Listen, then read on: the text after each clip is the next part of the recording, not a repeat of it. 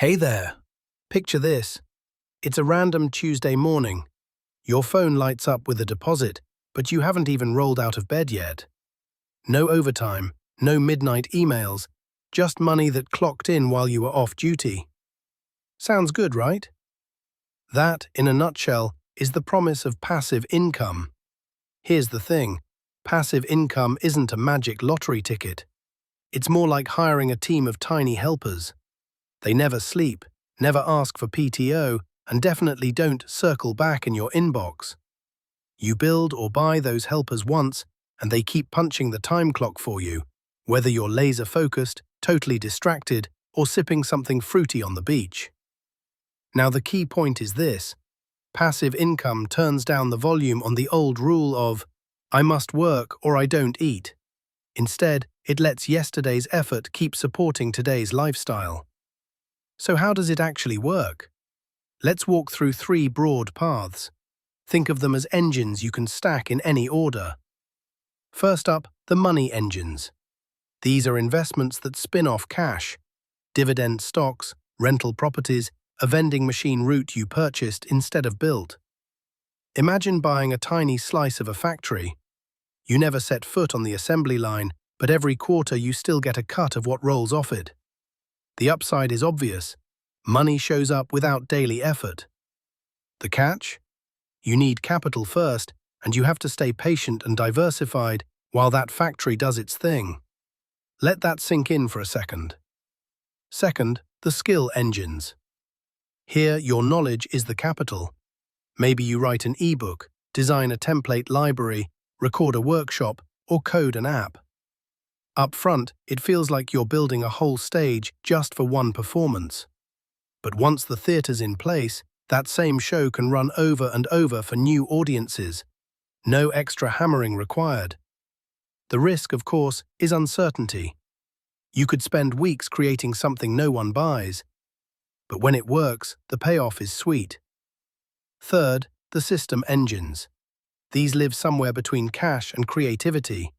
Picture conveyor belts in a workshop, an automated email sequence that warms up new subscribers, a referral program that runs on autopilot, or a checklist that lets a virtual assistant handle tasks you used to babysit. Each belt is small on its own, but line up enough of them and they quietly move serious product.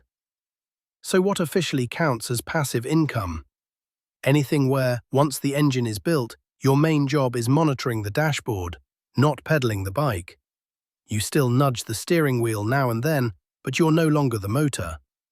Let's ground this with a quick trio of micro-stories. Picture a potluck with three friends. 1.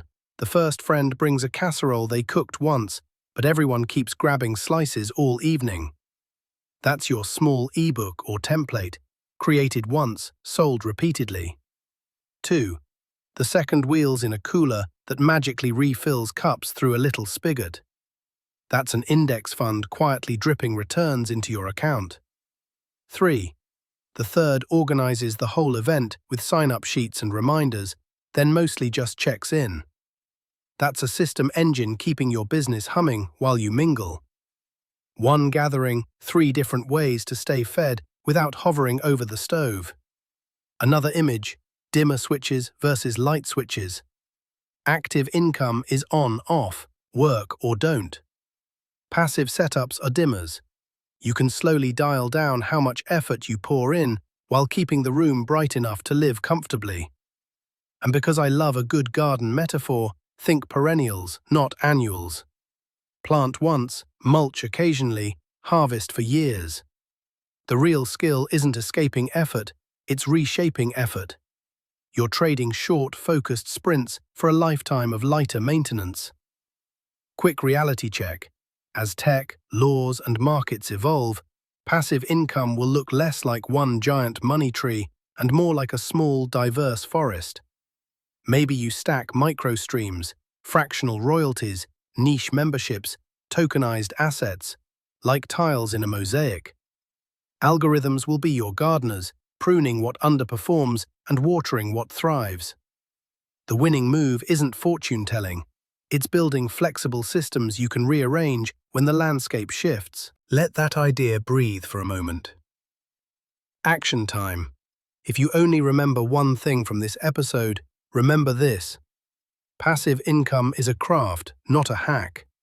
You're composing a playlist where old tracks still rack up listens while you experiment with new sounds. Ready to start? Here's your 3-step plan for the week. Simple, doable, and, yes, a little bit passive. First, jot down the biggest takeaways you just heard. Writing cements memory. Second, spot one area, just one, where a passive engine could plug into your life right now. Third, take a single micro-step. Maybe open a high-yield savings account, sketch an outline for that mini-course, or map out an automated email series. Tiny moves count.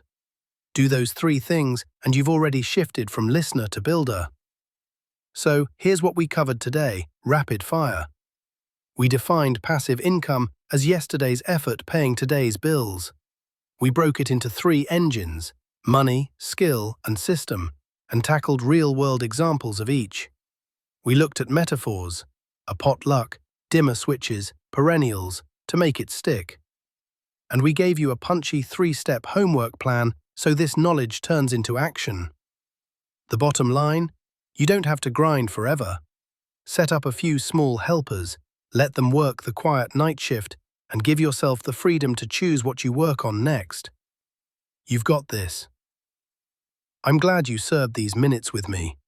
Now, go build that first, or next, engine, and let your money start pulling its own weight.